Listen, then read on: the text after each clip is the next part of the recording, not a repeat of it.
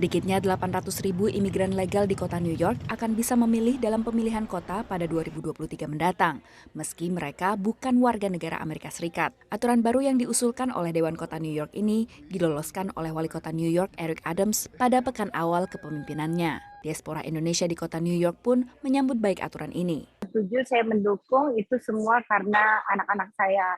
Anak-anak saya ini mereka di public school, bagian education, besides education mereka juga security mereka di sekolah. Diaspora lain melihat pemilihan bagi imigran berdokumen ini memberikan suara yang lebih beragam untuk memperbaiki kota New York. Saya yang tempat tinggal di Indonesia pun bisa merasakan bahwa di sini tuh sebenarnya bisa lebih baik. Jadi kayak ada punya perbandingan dibanding orang lokal. Karena kita sudah sempat merantau di Indonesia, di Kuwait, terus kita asalnya dari Indonesia, dan itu dan kami yakin itu bisa memberi kontribusi positif buat di pemerintahan di New York. Pemilihan bagi non-warga negara bukan hal baru di Amerika. Sedikitnya 14 yurisdiksi lokal di AS memperbolehkan imigran legal untuk memilih dalam pemilu lokal tertinggi hingga tingkat kota.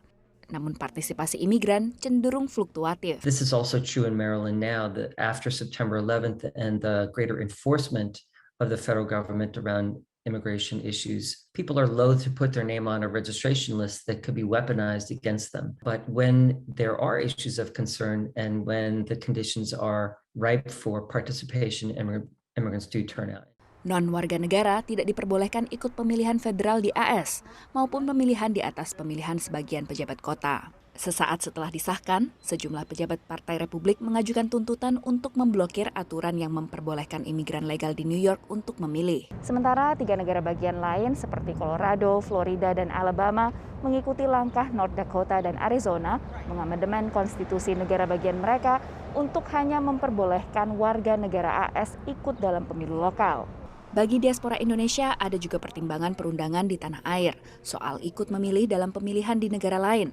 Tapi menurut ahli hukum kewarganegaraan, jika memutuskan untuk memilih pada pemilu lokal nanti, para diaspora ini tidak akan kehilangan kewarganegaraan Indonesianya.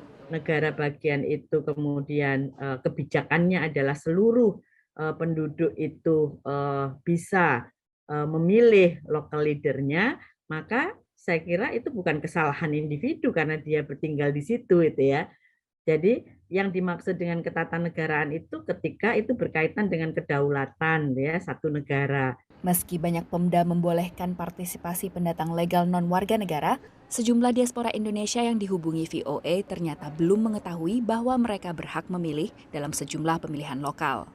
Demikian laporan Virginia Gunawan dan tim VOA.